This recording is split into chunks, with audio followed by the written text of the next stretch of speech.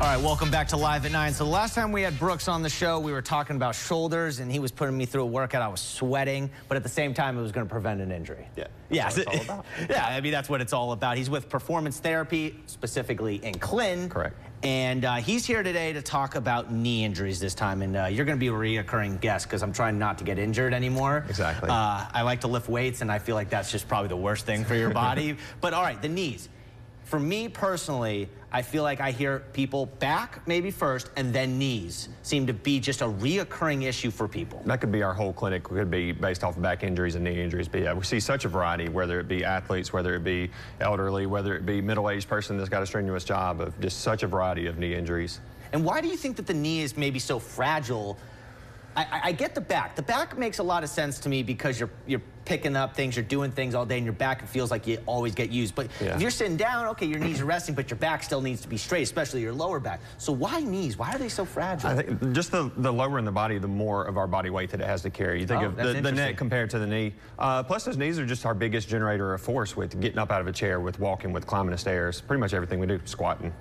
Yeah. They're always getting put to work. No, that makes a lot of sense. And does it ever feel like if you have one knee injury, the other knee's going to have another issue, and that's where you really got to, do some things to kind of prevent that other knee from getting hurt? That is always in the back of our mind with surgical patients, with non-surgical. Think of like our knee replacement patients. I do a lot of stuff for the other leg too, because it's having to be the strong leg for you. And if it's worn down, if it has arthritis as well, then we're really asking a lot out of it. So it's important to strengthen both sides, even if you have pain in just one. So it's a true thing when people say, when you get injured, you need to be careful because you might injure something else. Absolutely. Nearby, especially. Absolutely. I've had patients that come in for knee pain or come in for knee surgery and that like right hip starts hurting them or the ankle starts hurting them. So it's just pertinent to get everything back stronger sooner so nothing else, kicks up.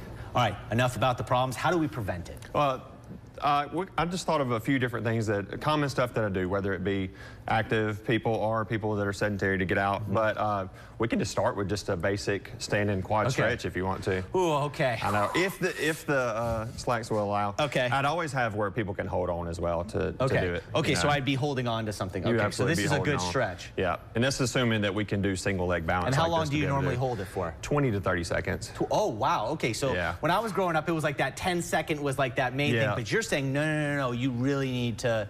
I remember our high school football coaches would have us like bouncing stretches and short term. It's like they just wanted to speed us up and get to practice. But slow, low load stretches is what really helps lengthen that tissue out.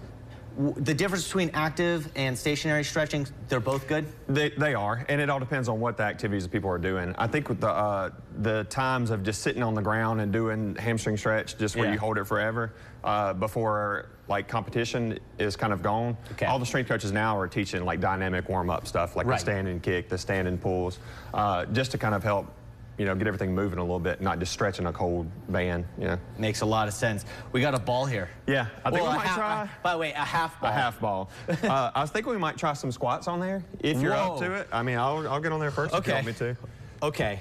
I don't just have everybody getting on there. I trust my balance with it too. Okay. But to be able to stand and have a balance component to it while we squat, we get our athletes going on these pretty good. I think you're up for it. And there's a balance exercise we can do on here too. Okay. Okay. Yeah, I'm wondering if we could zoom out of the camera a little bit, because like the key is to step onto like the middle and then kind of go out. Really? Okay. Like a little skateboard. Okay, because I always do. Okay, so this is the liability. I know, right? We might get a viral moment out of this, and if that's what it takes. If that's what it takes to get Live at 9 going. Okay, so yeah. So this is really good for making sure that you have balance while doing it, and not leaning on anything specific. Sometimes that's the exercise itself, is just getting on there and having somebody stand stationary. Okay. Let me mess with you a little bit before you do any squats. Okay. I'll get some of my athletes on there, and then I'll give a little bit of a feedback. Okay. To kind of test their balance. We'll do it both legs like this, or I'll have them stand like single leg, and we'll do single leg balance. Okay, and what are you doing right there? Just giving a little bit of perturbations where you're having to react. Like when you're playing like competition, you're having to react to unlevel surface. You're having to react to people pushing you. But just giving you a little bit of feedback, just kind of get all the muscles. And now I'm going to squat. Yeah, you can just try some squats. Now, these are very tight today, so that's fine. I'm a little big. There's no judging on the shakes, by the way, either. Oh, okay. How low? That's plenty, I think. Plenty deep. Okay. How many am I doing? Let's do like 5, just for fun. We're not doing 5. We'll do one more. Okay, so what is this doing for me?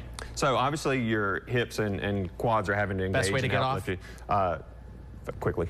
Quickly, okay. Okay, so what did that do for me? So obviously your quads are having to work. Our quads are the muscles that get us in and out of a chair, up and down stairs. The quads connect, or one of the muscles in the quads connects at the hip and the knee, so it's having to work for that. Your hamstrings are having to work, your glutes are working, your hip abductors are working, everything's working a little bit. Man, this is so cool. I love bringing you on because I start learning some things, and for someone that loves fitness, this is just perfect for our Friday fitness segment. All right. We're gonna have to go to break. Was that quick again? It's always quick. It's always quick, you know, when you're on, it feels like it flies. But I'm gonna have you come back on a little bit later in the show, so if you wanna stick around and learn some other things, kind of help your knee out, maybe it's hurting today, Brooks is gonna show you a little bit later in the show, but we're gonna go to break and Kayla will join us next. All right, Brooks, my knees, they already feel better. I guess you can go home. No, I'm just kidding. All right, there's more because obviously my knees still aren't great, and I'm sure at home people are having still knee problems. All right, so we talked about the, what is that called? The Bosu ball. The what? Bosu. The Bosu ball, I call it the half ball. The half circle. Well, sphere, 3D. Okay, so we did that, but now what are we gonna do? Because I know band work is huge in physical therapy nowadays. And we have varying levels of resistance with it. We're able to work people that are a little bit weaker and all the way up to the strong people with set of bands because, I mean, like I said, they're not weight dependent. They're stretchable. How long have you been doing physical therapy? I graduated in 2019 from PT school, so 5 years. So I don't know if you know the history or not, but I'm curious. How long have bands kind of been used? Because it has to be pretty recent. I started working in a PT clinic as a tech in 2011, and we were just using like the sheet TheraBands initially. Yeah. But I feel like within the last few years, just seeing people in gyms and weight rooms, we've just kind of modified and got like the true like loop bands like this. So you can get on Amazon for like $20. Every gym I go to now has one. That was not the case when I was in high school. No, it was like Gold's Gym. You think of all the plates in there of everything heavy lifting. Like I feel like the public has gotten a little bit more smart about some of this stuff and working even some of these smaller muscle groups that people used to not work. All right, let's do it. All right, cool. So my knee hurts. What are we doing? I'll show you a simple band one that we kind of do for people. Which knee do you want to do? Let's do my left knee. Let's do the side walking first then. Okay. So we're just going to step into it. I get people to cross and get in a little bit of a squat. Why the cross? It just feels a little bit more comfortable in my hands. Okay. And then we're just doing a lateral walk. The hip plays such a big role in our knee, honestly. Like I said, we're trying to build up all the muscle groups to offload the knee.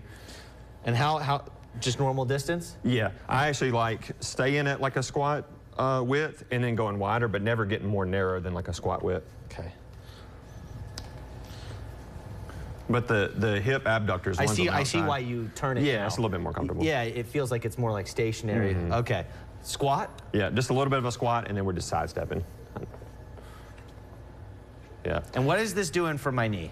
Not much for the actual knee other than staying in that squat, but everything's working the hip that communicates with the knee. Well, that communicates with the knee. And so we're doing some stuff around it. Those hip abductors communicate so much with the quad that I do that, and then we'll show a quad one after that.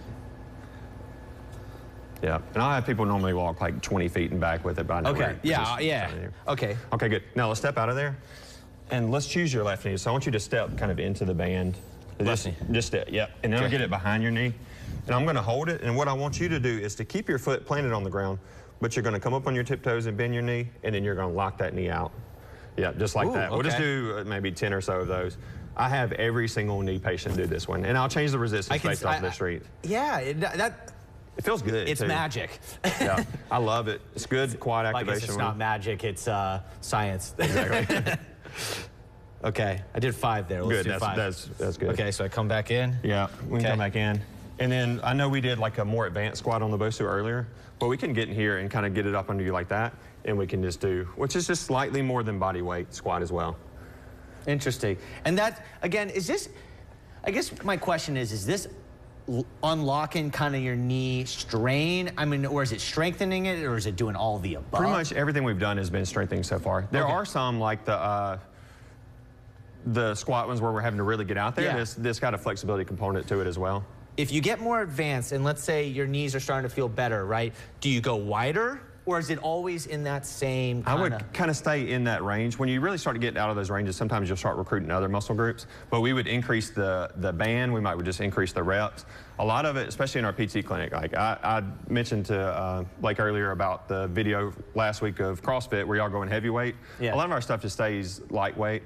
It may be because of the people we're working with or just the equipment that we have in the gym. But typically increase my reps. I'm honored you're watching Live at 9. I'm watching Live at 9 and seeing Blake on there with the squats. Yeah, there you go. Performance Therapy and Clinton's watching Live at 9 every single morning. We got the patients tuned in. That's big. All right, so we got about 30 seconds left. Yeah. If you don't have a band, you don't have a ball, is there easy things you could do maybe at home real quick? There's so much body weight stuff. You can do sit to stands just from a chair where you have something holding on to in front. You can stand and do kicking out to the side. You can sit on the edge of the bed and kick out straight. Okay. Movement is the way to go. So any type of movement is ultimately? As long as we're not doing anything too crazy, But. Don't go too crazy. Brooks, thank you so much. I'll see you in about a month and we'll talk about maybe lower back, because someone in the back was like, hey, I want to hear about lower back issues, because that seems to be just everyone's, including mine. Brooks, thank you so much.